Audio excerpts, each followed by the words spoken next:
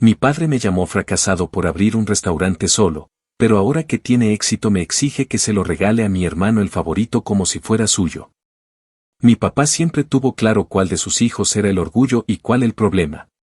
Desde que tengo memoria, él veía en mi hermano menor una especie de reflejo de sí mismo, sociable, carismático, con esa facilidad para encajar en cualquier grupo sin mucho esfuerzo. A mí, en cambio, me veía como el que siempre estaba metido en la cocina con mi abuela, el que prefería pasar los fines de semana experimentando recetas en lugar de salir a fiestas o hacer deportes. Para él, eso no era pasión, era pérdida de tiempo. Cada vez que decía que soñaba con abrir mi propio restaurante, él se burlaba sin siquiera disimularlo. Decía que si quería tirar mi vida a la basura entre ollas y platos sucios, que no contara con él. Que eso de emprender sin tener una carrera de verdad era una estupidez que solo podía salir de alguien como yo, que nunca supo tomar decisiones inteligentes. No fue una sola vez. Fue una cadena de humillaciones pequeñas que, con el tiempo, pesaban más que cualquier grito. Como cuando le conté que había conseguido trabajo en una cocina de barrio mientras ahorraba para mi proyecto, y él soltó un "eso es lo que vas a poner en tu currículum, que sabes pelar papas". O como cuando me pidió que fuera a una cena familiar solo para anunciar, frente a todos, que estaba orgulloso de mi hermano por haber conseguido una pasantía en una empresa, mientras que yo seguía jugando a ser chef. En ese entonces, yo apenas comenzaba a juntar dinero, trabajando dobles turnos entre cocina y catering, durmiendo poco y comiendo mal, pero con una convicción que no se me fue ni en los peores días. No tenía apoyo, pero tampoco tenía dudas. Cuando por fin logré reunir lo suficiente para rentar un pequeño local en un barrio popular, no lo anuncié con bombos ni platillos. Solo se lo conté a mi mamá, que fue la única en la familia que siempre me tendió la mano sin juzgarme. Ella, sin hacer mucho ruido, me ayudó a pintar las paredes, cosió manteles con telas recicladas y me acompañaba por las mañanas a buscar ingredientes al mercado. Era un sitio humilde, pero tenía alma. En ese espacio de paredes desgastadas y estufa prestada, yo sentía que estaba sembrando algo mío. Diseñé un menú con platos caseros, inspirados en lo que cocinaba mi abuela, sopas espesas, arroces con sabor a hogar. Carnes en reducción de jugos naturales y una salsa picante que terminé perfeccionando durante meses de pruebas silenciosas. Cada detalle tenía mi firma, desde la carta escrita a mano hasta la música de fondo que cambiaba según la hora del día. No fue fácil. Los primeros meses apenas y podía cubrir los gastos. Algunos días no venía casi nadie. Había momentos en los que dudé, claro, como cuando un proveedor me fallaba o cuando un cliente se quejaba sin razón. Pero también había señales. Como esa pareja que volvió 3 veces en una semana solo para repetir el mismo plato. O esa señora mayor que me dijo que mi sopa le recordaba a la de su madre. Poco a poco, sin anuncios, el lugar se empezó a llenar. Gente del barrio, curiosos que pasaban, familias que se pasaban el dato. Pronto tuve que contratar a un par de ayudantes, improvisar una terraza y hasta rechazar pedidos por falta de espacio. Fue ahí, justo cuando sentía que por fin podía respirar con algo de orgullo, que sonó el teléfono y vi el nombre de mi papá. No llamó para felicitarme. Llamó con ese tono que siempre usaba cuando se creía con autoridad sobre mi vida. Dijo que ya había visto que el restaurante estaba despegando y que era momento de poner las cosas en orden. Según él, yo tenía que entender que el negocio no era solamente mío, porque él era parte de mi origen, de mis raíces, y sin eso no estaría donde estoy ahora. Luego vino lo que de verdad quería decir, que lo más justo era ceder el restaurante a mi hermano, que estaba desperdiciado en un trabajo de oficina y que con su perfil sabría llevar el lugar a un nivel más profesional. En ese instante no supe si reírme o gritar. Me senté frente a la barra, miré alrededor y pensé en cada madrugada de desvelo, en cada quemadura en los brazos, en los fines de semana que pasé cocinando mientras mis amigos viajaban. ¿Y ahora él pretendía que le entregara todo a alguien que no había puesto ni una sola silla? Me quedé en silencio, escuchando cómo mi papá hablaba de sacrificio familiar, como si él hubiera hecho algo más que burlarse. Me dijo que me convenía, que así todos quedábamos bien, y que no hiciera un escándalo por algo que debía verse como una muestra de unidad. Colgué sin decir una palabra. Me temblaban las manos, no por miedo, sino por rabia. Entendí que para él, yo siempre iba a ser menos. Que ahora que tenía algo valioso, su forma de no reconocer mi esfuerzo era quitarme lo que construí. Pero si creía que yo iba a ceder, estaba a punto de descubrir que esa etapa de obedecer ya había quedado atrás. Esta vez, no iba a quedarme callado. Actualización 1. Pasaron alrededor de 3 meses desde esa llamada, y aunque al principio pensé que quizás todo quedaría en una simple amenaza al calor del ego herido de mi papá, lo cierto es que subestimé cuán lejos podía llegar su necesidad de control. Lo que empezó como una exigencia absurda, pronto se convirtió en una campaña silenciosa, pero muy bien planeada, para empujarme a entregar el restaurante sin tener que pedírmelo de frente otra vez. Empezó con comentarios en las reuniones familiares, esas que yo evitaba por sanidad mental pero que aún ocurrían sin falta. Mi mamá me contaba, con cierta incomodidad, que él se la pasaba repitiendo frases como a este muchacho se le subió el éxito a la cabeza o si yo no le hubiera inculcado disciplina, no tendría ni cómo pelar una papa. Aseguraba que el restaurante era, en parte, mérito suyo porque me había criado con valores, aunque nunca estuvo presente cuando más lo necesité. Luego vino el segundo paso, mucho más evidente. Convenció a varios familiares de que lo justo era que el negocio familiar, así lo llamaban ahora, como si se tratara de una herencia compartida y no de un proyecto levantado con mis propias manos, pasara a manos más hábiles. Y por supuesto, el único nombre que repetían era el de mi hermano. Él, como era de esperarse, no hizo mucho por detener esa narrativa. Al contrario, empezó a acercarse de manera sutil, disfrazando sus visitas de interés fraternal. Pasaba por el local en horarios muertos, se sentaba en una de las esquinas, pedía un café o una empanada y me hacía preguntas supuestamente inocentes sobre el funcionamiento interno. ¿Quién te lleva la contabilidad? Y si te enfermas, ¿quién queda a cargo? ¿Has pensado en expandirte? En otro contexto quizás habría agradecido la curiosidad, pero la forma en que me miraba mientras hablaba, como si ya supiera las respuestas o como si estuviera evaluando su futura propiedad, me revolvía el estómago. Lo más grotesco fue cuando intentó plantear todo como una propuesta de alianza. Se apareció un martes por la tarde, cuando estábamos a punto de cerrar, y me pidió 5 minutos para conversar. Me dijo que había hablado con papá y que ambos creían que lo mejor para todos era que él se hiciera cargo de la parte administrativa, mientras yo me encargaba de la cocina. Según él, era el equilibrio perfecto, porque yo era el artista, el que sabía del sabor, pero él tenía la visión empresarial.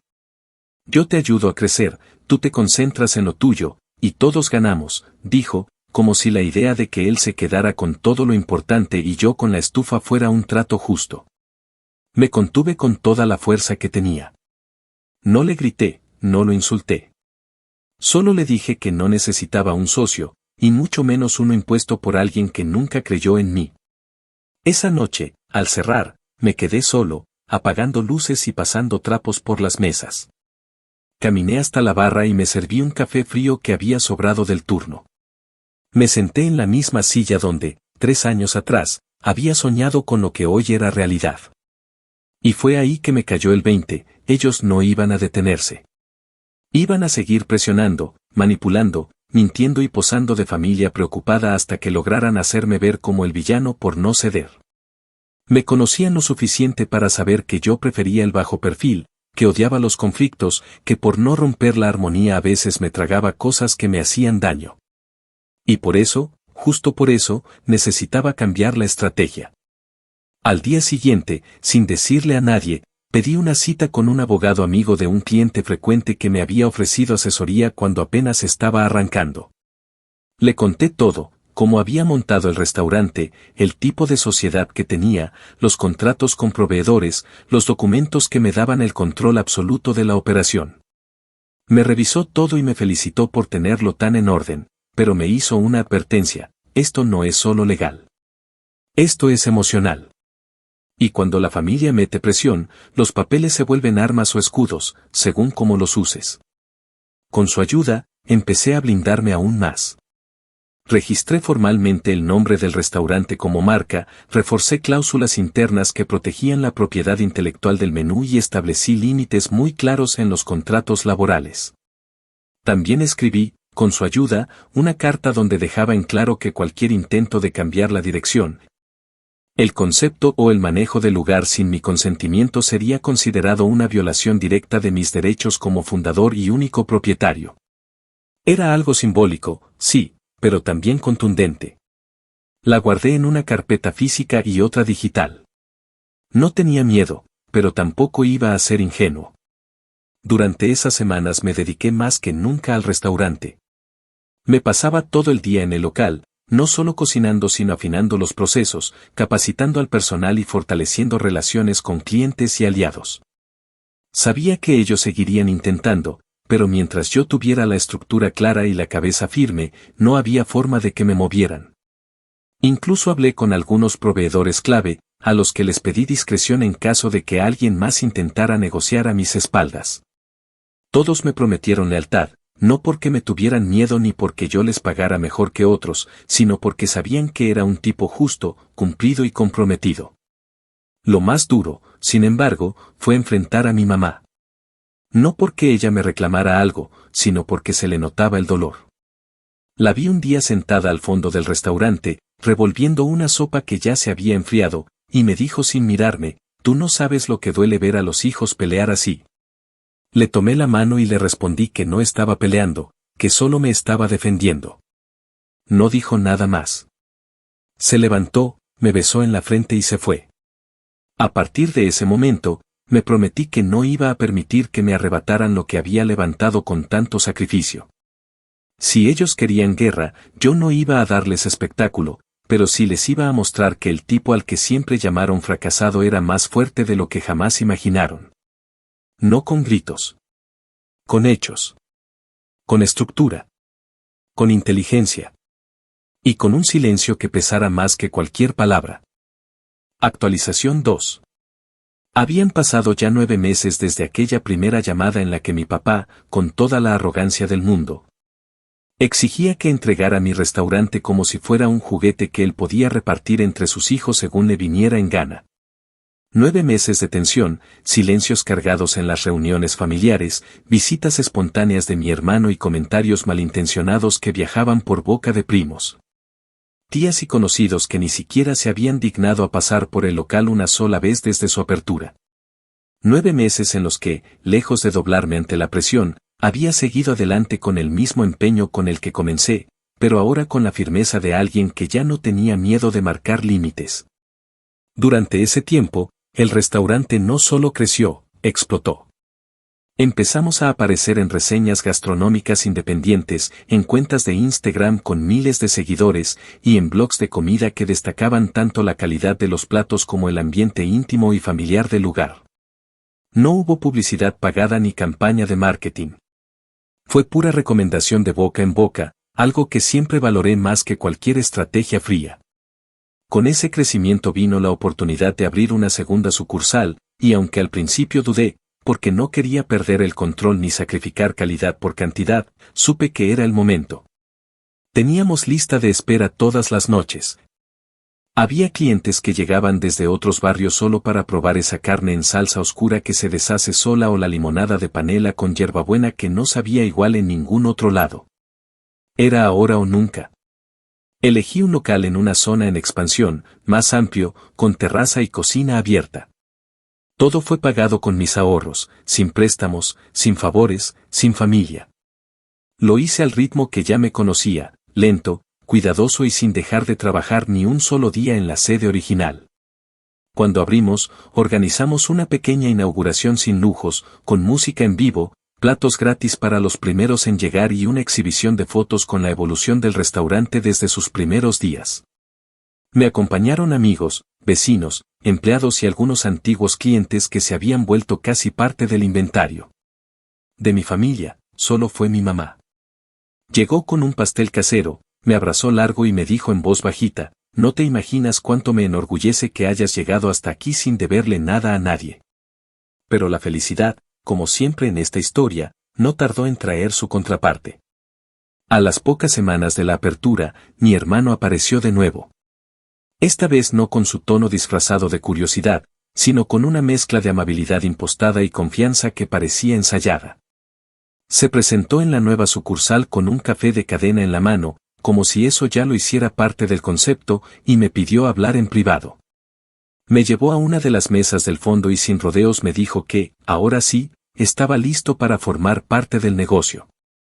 Dijo que había tomado unos cursos cortos de administración gastronómica, que tenía contactos en redes sociales y que conocía a alguien que podía hacernos un video publicitario por muy buen precio. Me ofreció, literalmente, una fusión de talentos. Él se encargaba de la imagen, la expansión, los convenios, mientras yo seguía cocinando. Me lo dijo como si estuviera haciendo un sacrificio enorme, como si cederle la mitad de algo que no construyó fuera lo menos que podía pedir. Lo miré sin interrumpirlo y esperé a que terminara su discurso. Cuando lo hizo, le agradecí su entusiasmo con una frialdad que incluso me sorprendió a mí mismo. Le pedí que me acompañara a la oficina, un pequeño espacio en el segundo piso del local, decorado apenas con un escritorio, un par de sillas y una pizarra con anotaciones de pedidos y proveedores. Abrí una carpeta que tenía preparada desde hacía meses y le mostré los documentos de constitución de la empresa, el registro de marca, los contratos firmados con empleados y las cláusulas internas que protegían la identidad del restaurante. En cada hoja estaba mi nombre. No había copropietarios, no había vacíos legales, no había rendijas por donde pudiera colarse.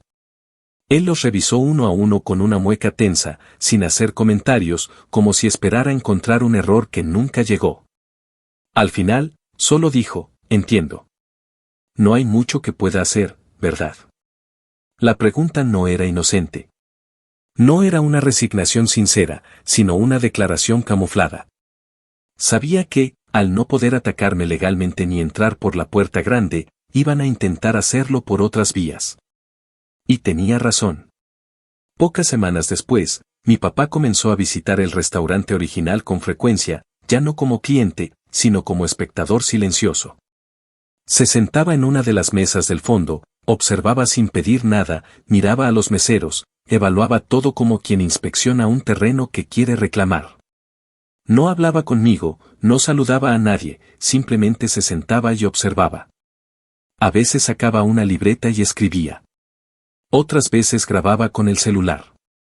Un día le pregunté, sin rodeos, qué estaba haciendo. Me respondió que quería entender por qué ese lugar funcionaba tan bien. Yo le dije que funcionaba porque la gente sentía que había verdad en lo que hacíamos, y que eso no se podía copiar ni forzar. Me miró, hizo un gesto ambiguo con la cabeza y se fue. Fue entonces cuando decidí que ya estaba bueno de poner la otra mejilla.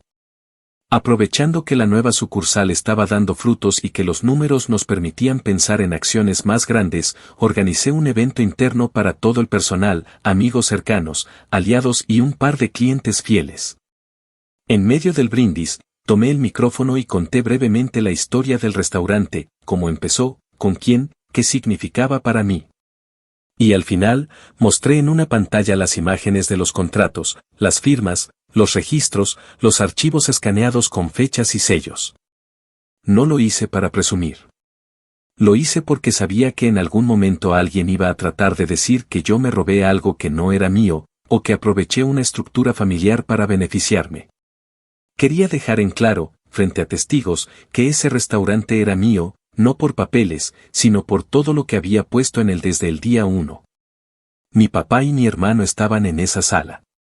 Mi hermano no pudo sostenerme la mirada. Bajó la cabeza como si por fin entendiera que esto no era un juego, que no podía ir por la vida reclamando el mérito ajeno solo porque se lo permitieron toda su vida. Mi papá, en cambio, permaneció con expresión de piedra, inmóvil. Al salir, se acercó y me dijo en voz baja, «Ya veo que no vas a ceder». Le respondí que no iba a ceder, y que lo que más dolía no era que intentaran arrebatarme algo, sino que nunca pensaron en celebrarlo conmigo.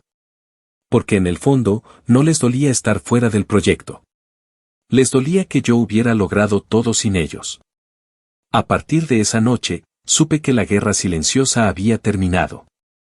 Ya no iban a buscar apoderarse de nada por la fuerza, porque ya sabían que era imposible. Pero también supe que eso no significaba que todo estaría en paz. Solo había pasado a una etapa más sutil, más hipócrita. El daño ya estaba hecho. Y ahora yo tenía muy claro que mi restaurante no solo era mi trabajo. Era mi trinchera. Mi bandera. Y nadie, absolutamente nadie, iba a tocarlo sin consecuencias. Actualización 3. Un año después de haber abierto la segunda sucursal, el restaurante ya no era solo un negocio en expansión, era una especie de testimonio viviente de lo que se puede construir con terquedad, pasión y el deseo de callar bocas con trabajo silencioso. En ese tiempo no solo había logrado consolidar una clientela fiel en ambas sedes, sino que también había conseguido algo que me parecía aún más valioso: respeto. No solo el de quienes venían a comer o trabajaban conmigo, sino el mío propio. Porque después de años agachando la cabeza frente a las opiniones de los demás, empecé a mirarme distinto, como alguien que había demostrado que no necesitaba ser el favorito de nadie para convertirse en alguien digno.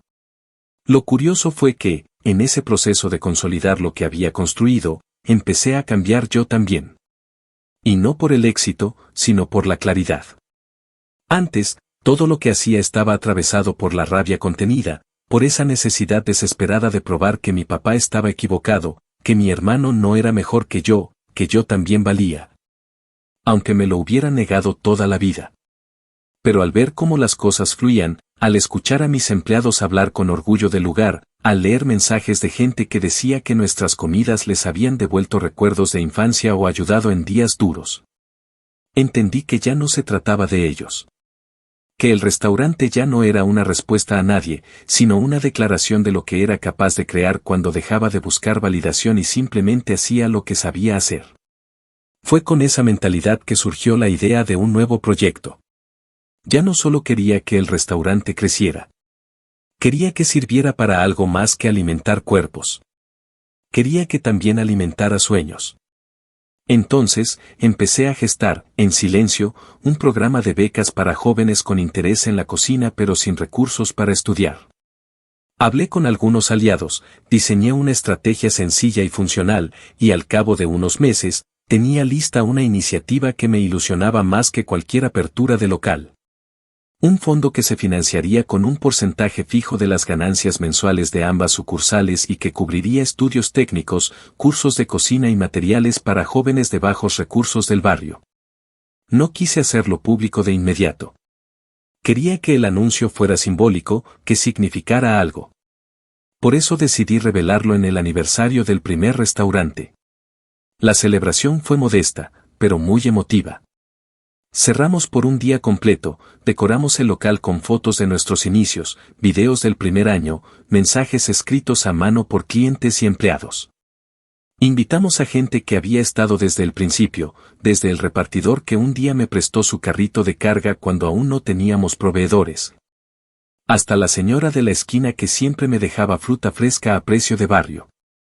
Había música suave, un ambiente casi íntimo, y cuando llegó el momento del discurso, tomé el micrófono con las manos un poco temblorosas y hablé con el corazón en la garganta. Conté cómo había empezado todo, lo que había significado levantar ese lugar desde cero, lo que me había costado emocionalmente mantenerlo. Y sin nombrar directamente a mi familia, hablé de lo difícil que es seguir creyendo en uno mismo cuando las personas más cercanas son las primeras en sembrarte dudas. Dije que uno no siempre tiene una red de apoyo, pero que a veces, si uno logra sostenerse los primeros kilómetros solo, la vida te va poniendo aliados en el camino. Al final, anuncié el programa de becas. Dije que ese restaurante me había dado mucho más de lo que esperaba, y que ahora era momento de devolver algo. La ovación fue larga y cálida. Sentí que por fin, después de tantos años, había convertido el dolor en algo útil. Lo más inesperado fue que, entre los asistentes, estaba mi hermano. Había llegado solo, sin previo aviso, y se había mantenido en la parte trasera durante todo el evento. Cuando terminé de hablar, se me acercó con una expresión difícil de descifrar. Me dio un abrazo corto, casi incómodo, y me dijo que quería hablar más a fondo del proyecto. Al principio pensé que era otra excusa para meterse donde no debía, pero luego me explicó, con una sinceridad que no le conocía, que desde que todo se había enfriado, había empezado a replantearse su vida. Me dijo que, por primera vez, se había puesto a ver el trabajo que yo hacía, y que entendía que no era un juego ni una suerte pasajera. Me pidió disculpas. No fue una disculpa grandilocuente, pero se sintió real. Me dijo que no quería meterse en el restaurante, que sabía que eso ya no tenía lugar, pero que si necesitaba ayuda para coordinar la parte logística del programa, él quería ofrecerse. Tú tienes el corazón de esto. Yo puedo ayudarte a que funcione, fueron sus palabras exactas. Accedí, no por ingenuo ni por nostalgia, sino porque entendí que quizás era mejor tenerlo cerca bajo mis términos, que verlo intentarlo por fuera en secreto. Le puse condiciones claras, nada de involucrarse con las operaciones del restaurante, nada de contacto con proveedores ni personal, y todo lo que hiciera con el programa de becas pasaría primero por mi aprobación. Aceptó sin dudarlo. Y durante los meses siguientes, cumplió. Se dedicó de lleno a armar estructuras, a visitar escuelas, a seleccionar candidatos con criterio, y por primera vez, vi en él a alguien útil. No por su apellido, no por ser el hijo favorito, sino porque se estaba ganando ese lugar con trabajo. Mi papá, en cambio, no dijo ni una palabra sobre el evento. Fue invitado, como todos los años, pero no asistió. Envió un mensaje por medio de una tía, diciendo que tenía compromisos y que esperaba que hubiera salido todo bien.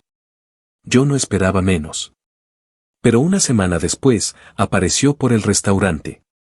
No como antes, en silencio y con mirada de juez, sino esta vez con un aire más tibio. Me pidió sentarse conmigo un momento.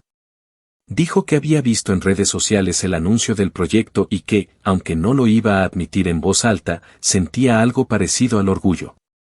Pero no duró mucho en ese tono. Minutos después, como quien no quiere la cosa, volvió a deslizar la idea de tener una participación simbólica en el restaurante. Que por todo lo que había pasado, por lo que habíamos vivido, por lo que significaba el apellido en el cartel, él sentía que algo suyo debía estar reflejado ahí. Le respondí con calma, pero sin titubeos. Le dije que no le iba a mentir ni a dorar la píldora. Que ese restaurante no existía gracias a él, sino a pesar de él. Que había aprendido mucho en el proceso, sí, pero sobre todo había aprendido a proteger lo que era mío. Que ya no buscaba su aprobación y que, aunque me doliera, tampoco la necesitaba. Le ofrecí un café, se lo tomó en silencio, y se fue. Desde entonces no volvió a mencionarlo. A veces pasa por el local, se sienta un rato, mira el movimiento, y se va. No sé qué piensa, pero tampoco me quita el sueño. El restaurante sigue creciendo. El programa de becas ya tiene a sus primeros egresados. Y yo, por primera vez, siento que todo lo que viví sirvió para algo más que una historia. Sirvió para que otros también puedan contar la suya. Actualización 4. 1 año y medio después de haber inaugurado la segunda sucursal y 6 meses después de haber puesto en marcha el programa de becas, el ritmo de mi vida se había transformado por completo. Lo que en su momento fue un sueño solitario que apenas podía sostener con mis manos cansadas y mis noches sin dormir, se había convertido ahora en una estructura sólida, compleja, pero perfectamente funcional.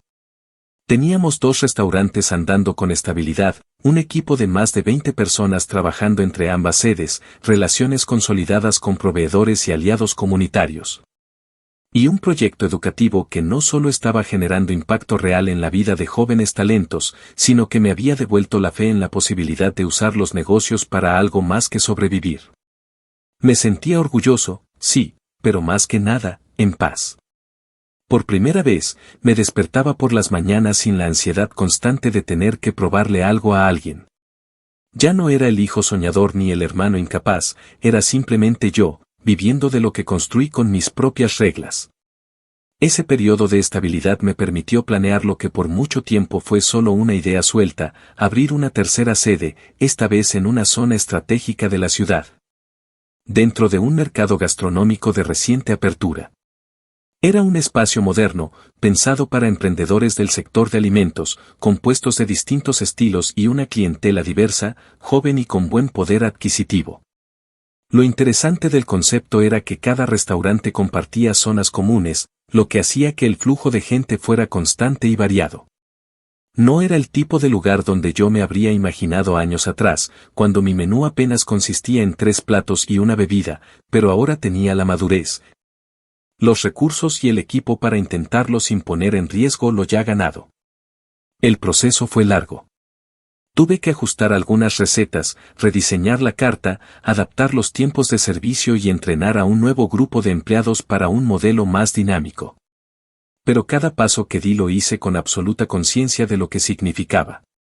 Ese nuevo local era la confirmación de que el éxito no había sido una casualidad ni una racha buena, sino el resultado de una estructura construida con paciencia y visión. El día de la apertura, sin grandes anuncios ni medios presentes, las filas comenzaron antes de que termináramos de montar el letrero. Algunos eran clientes fieles de las otras sedes que se alegraban de tenernos más cerca, otros eran curiosos que se dejaban guiar por el aroma que salía de la cocina. Yo, desde el fondo del local, los observaba con una mezcla de humildad y orgullo. No por las ventas, sino por la historia detrás de cada plato que se servía. Y como ya era costumbre en mi vida, con cada nuevo logro aparecía también la sombra del pasado. 2 semanas después de que la tercera sede estuviera en funcionamiento, mi papá volvió a aparecer. Esta vez no llamó ni mandó mensajes a través de terceros. Se presentó directamente en el local, sin avisar, acompañado de un amigo suyo, un viejo conocido de la familia, de esos que siempre han vivido a punta de favores, historias infladas y relaciones personales. Y pidió hablar conmigo. Lo hice pasar a una zona tranquila, pensando que quizás, después de tanto, venía con una intención diferente. Pero no. Apenas nos sentamos, soltó con absoluta naturalidad que había estado reflexionando, que entendía mi postura y que no buscaba quitarme nada. Sin embargo, creía que era momento de que el apellido familiar estuviera representado formalmente en el proyecto. No por mí, dijo, sino por el legado. Me propuso que nombráramos una parte del restaurante, una sala privada, una sección del menú, lo que fuera, con el nombre de mi abuelo o de él, como una forma simbólica de reconocer las raíces de la familia. Luego, y casi como si fuera un detalle menor, añadió que sería bueno discutir una posible participación accionaria, aunque sea pequeña, como forma de formalizar esa presencia. Lo escuché sin interrumpirlo. No porque me costara hablar, sino porque ya no me sorprendía.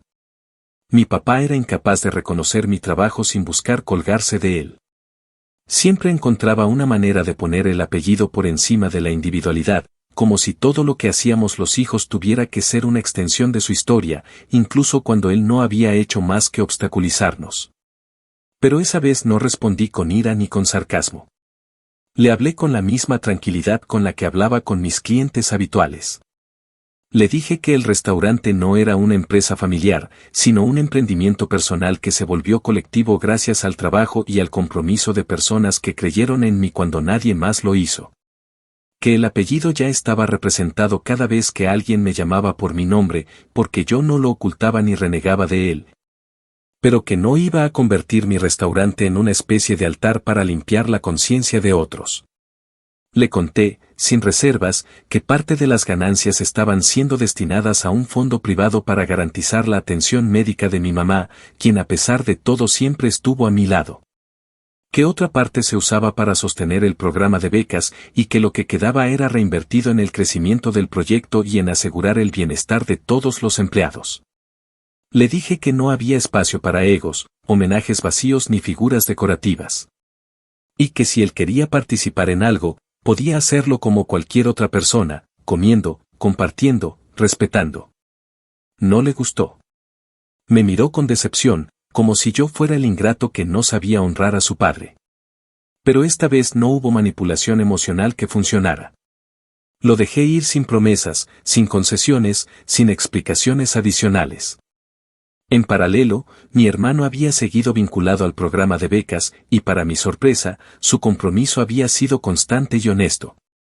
No se metía en temas del restaurante, no hablaba en nombre de nadie, y había demostrado que cuando dejaba de competir por aprobación, podía ser útil de verdad. Un día, mientras almorzábamos en una fondita cerca de una de las escuelas con las que trabajábamos, me dijo sin rodeos que se sentía mal por haber intentado quitarme algo que ahora entendía no solo como un negocio, sino como una extensión de mi historia. Me agradeció por no haberlo excluido y me confesó que, si hubiera logrado meterse a la fuerza, se habría sentido vacío. Le respondí que no había hecho nada por él, sino por el proyecto. Que lo incluí porque funcionaba. Porque hacía las cosas bien. No por sangre. Y creo que eso, más que cualquier perdón, fue lo que necesitaba escuchar. Desde entonces, nuestra relación empezó a sanar de a poco. Ya no como hermanos en competencia, sino como dos personas que habían tomado caminos distintos y por fin se encontraban en una ruta común. No se trataba de borrar el pasado, sino de no permitir que siguiera marcando cada paso del presente. En cuanto a mi papá, nunca volvió a pedirme nada directamente. Pero un día, sin decir palabra, se sentó en una de las mesas del mercado gastronómico, pidió un plato, se lo comió en silencio y dejó una propina generosa. No miró hacia la cocina, no pidió hablar conmigo, solo comió y se fue. Supongo que, para alguien como él, ese gesto fue su forma de aceptar que ya no tenía control sobre nada. Actualización final. Pasaron 2 años desde aquella conversación final con mi papá en la tercera sede, y aunque desde fuera todo parecía haber alcanzado un punto de equilibrio, el negocio marchando con fuerza. La relación con mi hermano por fin encauzada y la figura de mi padre cada vez más ausente de cualquier intento de apropiación, en el fondo sabía que había algo más que cerrar. No por ellos. Por mí. Porque durante tanto tiempo mi vida giró alrededor de demostrar que valía, que podía, que merecía respeto, que había algo más allá de ser el que no siguió el camino correcto. Y aunque en la práctica ya lo había probado 1 y 1000 veces, necesitaba hacer algo que rompiera con ese ciclo definitivamente, no para recibir un aplauso, sino para dejar de cargar con un pasado que, a pesar de todo, aún tenía garras escondidas en los pliegues de mi memoria. Fue en ese contexto, ya con una estructura consolidada en los 3 locales. Con el programa de becas funcionando como una institución en sí misma y con el reconocimiento de medios regionales que destacaban no solo la calidad del restaurante, sino su impacto social, que me invitaron a participar en una entrevista para una revista gastronómica nacional. No era la primera vez que me pedían hablar de mi historia, pero hasta ese momento siempre había dicho que no. No porque tuviera algo que esconder, sino porque sentía que abrir esa puerta públicamente era revivir cosas que prefería dejar en lo privado. Pero esta vez fue diferente. Quien me contactó no quería hablar solo de la comida ni del negocio. Quería hablar del camino, del trasfondo, del hombre que estaba detrás de los platos, de lo que había costado llegar ahí sin familia, sin contactos, sin el clásico empezó con ayuda de... Y lo que más me convenció fue que no querían que maquillara nada. Acepté con la condición de que no se mencionaran nombres reales. No por miedo, sino porque no quería convertir la historia en un ajuste de cuentas directo. Quería que hablara por sí sola. La entrevista fue larga, pausada, humana. Conté desde el inicio, sin edulcorar nada, cómo fui el hijo al que nadie apostó, cómo levanté el primer local con mis ahorros mientras mi papá se burlaba y mi hermano ni aparecía. Cómo transformé cada crítica en un turno extra y cada burla en una receta nueva, cómo me vi solo, cansado, agotado y aún así nunca me rendí. Hablé del programa de becas, de los estudiantes que habían conseguido trabajo gracias a sus cursos, de los proveedores del barrio que ahora vivían mejor porque nosotros pagábamos puntual y tratábamos con respeto. De los empleados que entraron como ayudantes y ahora eran jefes de cocina o encargados de turno.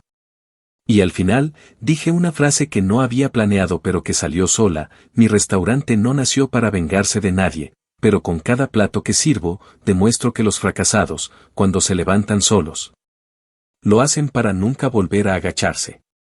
La entrevista se publicó en una edición especial, con fotos tomadas en las 3 sedes, con testimonios de trabajadores y estudiantes beneficiados por el fondo. Y aunque no mencionaba directamente a mi padre ni a mi hermano, cualquiera que conociera nuestra historia lo entendía sin necesidad de explicaciones. El impacto fue inmediato. No solo a nivel de negocio, Porque las reservas se dispararon y llegaron invitaciones para conferencias, colaboraciones y nuevos espacios en ferias gastronómicas, sino también en lo personal. Gente que conocía desde hace años, pero que nunca supo el trasfondo, me escribió para pedirme disculpas por haber creído que mi éxito venía de la familia. Vecinos que antes ni me saludaban pasaban ahora por el restaurante solo para decir que les daba orgullo ver cómo alguien del barrio había llegado tan lejos sin tener que vender su alma ni renunciar a sus raíces.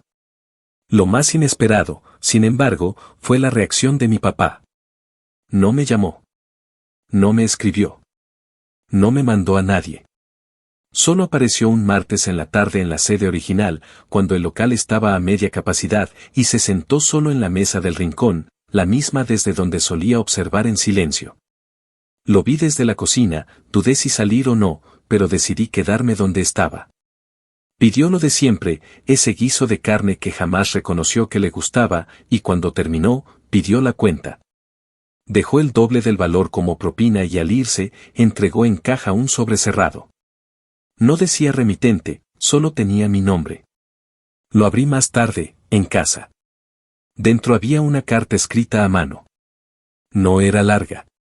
Decía, en resumen, que había leído la entrevista, que había visto el video que publicaron como parte del artículo y que entendía, por fin, que me había equivocado al querer quitarme algo que nunca fue suyo.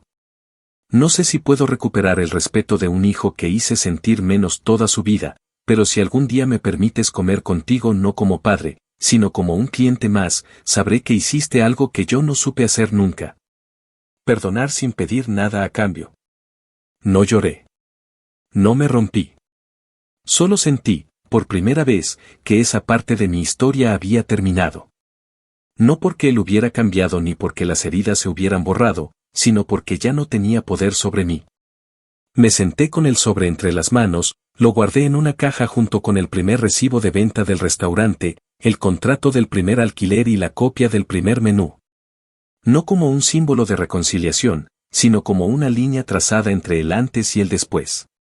Porque esa carta, como todo lo demás, había llegado tarde. Y aunque yo no guardaba rencor, tampoco iba a volver a mendigar afecto ni reconocimiento de quien siempre creyó que podía comprarlo con una palabra. Hoy, mientras escribo esto desde la oficina de la sede del mercado, rodeado de fotos de empleados riendo, de pizarras llenas de ideas nuevas, de bandejas saliendo llenas de comida hecha con amor, no siento orgullo. Siento justicia. Justicia silenciosa, cotidiana, real. El restaurante sigue siendo mío, no porque lo diga un papel, sino porque cada centímetro de estas paredes fue ganado con fuego, con grasa, con dedos cortados, con clientes difíciles, con días sin dormir. Con voces que me dijeron que no podía. Y aunque ahora todo esté en calma, en el fondo sigo siendo ese muchacho que pelaba papas mientras soñaba con un local propio. Solo que ahora, ese sueño se convirtió en hogar. En legado. En mi historia. Y nadie, absolutamente nadie, va a quitármela.